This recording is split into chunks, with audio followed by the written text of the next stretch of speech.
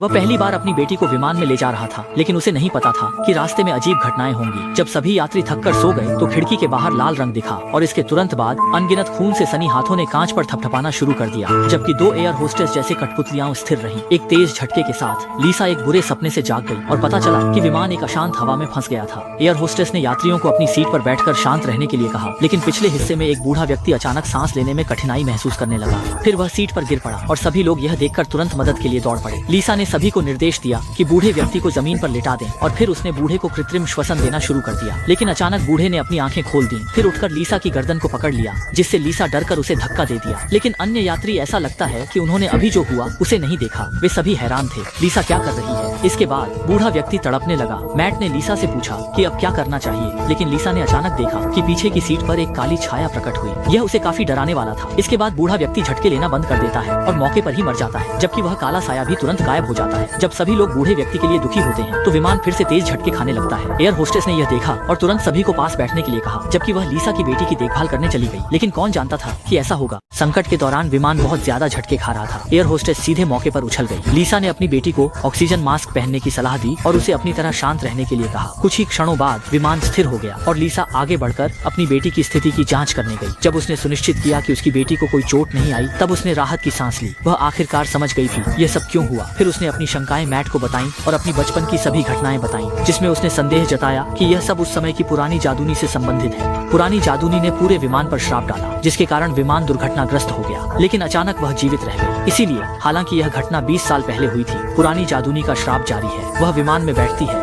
जान जोखिम में होती है, लेकिन मैट को यह सब बहुत बेतुका है और माना कि यह सब लीसा का भ्रम है। जब मैट ने नहीं माना तो लीसा ने व्याख्या नहीं की। फिर उसकी बेटी ने उसे अपनी बात दिखाई, वही विमान दिखाया जिसमें वे थे, और बेटी ने कहा कि 19वां स्थान सुरक्षित है, लेकिन लीसा ने कहा कि वह जगह उनकी नहीं है। थोड़ी देर बाद बेटी ने पीछे मुड़कर फुसफुसाते हुए बात की। लीसा को संदेह हुआ कि बेटी किससे बात कर रही है, तो बेटी ने कहा कि पीछे एक छोटी लड़की है, लेकिन जब उसने उठकर देखा तो पीछे कोई नहीं था। यह उसे बहुत डरा दिया और उसने तुरंत अपनी बेटी की सुरक्षा के लिए पुलिस को बुलाया। बेटी ने सुरक्षा के लिए पुलिस को फोन किया। एयर होस्टेस फिर से बाहर आई और यात्रियों को सूचित किया कि उड़ान में टर्बुलेंस के कारण सुरक्षा के लिए वे निकटतम टोलमा हवाई अड्डा पर उतरेंगे। ये सुनकर लीसा के पीठ में एक ठंडक दौड़ गई, क्योंकि यह वही हवाई अड्डा था जहां वह पहले उड़ान भरने वाली थी और जहां एक विमान दुर्घटना हुई थी। लगता है कि उसकी आशंका गलत नहीं थी, वह अंततः इस विपत्ति से बच नहीं सकती। बेटी अचानक डर से रोने लगी। उसने कहा कि पीछे की छोटी लड़की ने उसे बताया कि अगर विमान में कोई आदमी आग लगा दे तो माँ उसे छोड़ देगी। लीसा ने सुनते ही चारों ओर देखा और सच में एक आदमी को धूम्रपान करने के लिए तैयार पाया, जिससे वह डर गई और तुरंत उसे रोकने के लिए आगे बढ़ी। लेकिन आदमी ने पहले ही लाइटर जला लिया था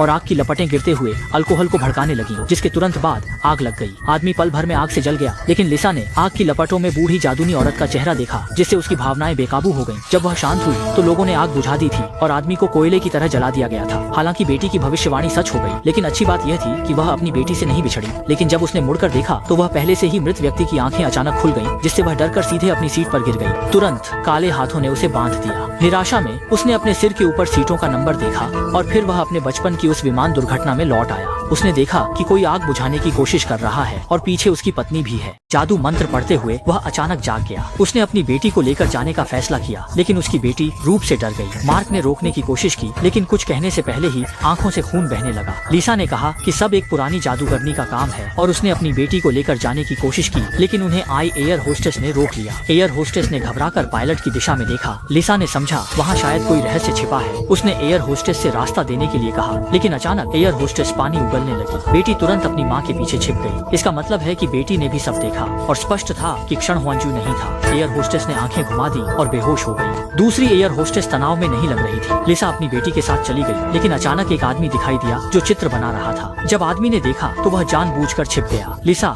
संदेह में आगे बढ़कर चित्रों की किताब छीन ली और पाया कि आदमी उन घटनाओं को चित्रित कर रहा था। आदमी के पास भविष्य को देखने की क्षमता है। आदमी ने गलियारे का चित्र बनाया है। उसने पूछा क्या चूकू है, लेकिन आदमी अचानक जलने लगा और फिर गायब हो गया। लिसा ने सोचा और अपनी बेटी के साथ कॉकपिट का दरवाजा तोड़ने गई। तभी मैट और एयर होस्टेस भी आए। वे लिसा को शांत करना चाहते थे, लेकिन बात पूरी होने से पहले ही एयर होस्टेस को एक शक्ति ने रोक लिया।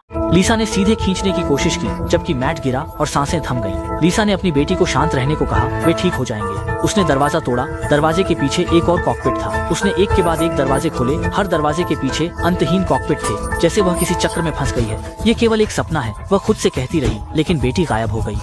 फिर एक बार देखा तो बेटी 19वीं पंक्ति की सीट पर थी। इस समय वह काले साए वाला व्यक्ति प्रकट हुआ और बेटी की चिंता में वह तेजी से उसकी ओर दौड़ी, लेकिन समय धीमा हो गया और वह फिर से अपने बचपन के उस विमान पर लौट आई और उसे समझ में आया कि अब यही असली वास्तविकता है, यानी लीसा अब भी अपने बचपन में है और उसके पिछले 20 सालों का अनुभव केवल हंजुए था और उसकी कोई बेटी नहीं है। असल में वह और उसकी माँ एक हवाई दुर्घटना का सामना कर रहे हैं और पुरानी जादूगरनी ने उसे जीवन का अनुभव कराने के लिए जादू किया। हंजुए उस डर को दर्शाता है कि वह इतनी छोटी उम्र में मौत का सामना नहीं करना चाहती। लीजा दुर्घटना से पहले भविष्य के जीवन का अनुभव करे। लीजा जागने की कोशिश कर रही थी। ऐसा लगता है कि लीजा में जीने की इच्छा है, इसलिए पुरानी जादूनी ने अंततः जादू करना छोड़ दिया और भाग्य को लीजा के हाथों में सौंप दिया। इसके बाद 2 अलग अलग समय और स्थान की लीजा एक साथ मिल गयी और उसने सोचा कि उसकी बेटी उसे लगातार 19वीं पंक्ति की सीट की ओर मार्गदर्शन कर रही है। सब कुछ समझने के बाद वह वंजिंग से जाग गई। विमान गंभीर रूप से क्षतिग्रस्त हो चुका था। वह अपनी बेहोश माँ को 19वीं पंक्ति की सीट पर ले जाना चाहती थी, लेकिन दुर्भाग्यवश वह कमजोर थी और ताकत नहीं थी। सौभाग्य से मैट समय पर आया और उन्हें सुरक्षा बेल्ट और ऑक्सीजन मास्क पहनने में मदद की। विमान झील में दुर्घटनाग्रस्त हो गया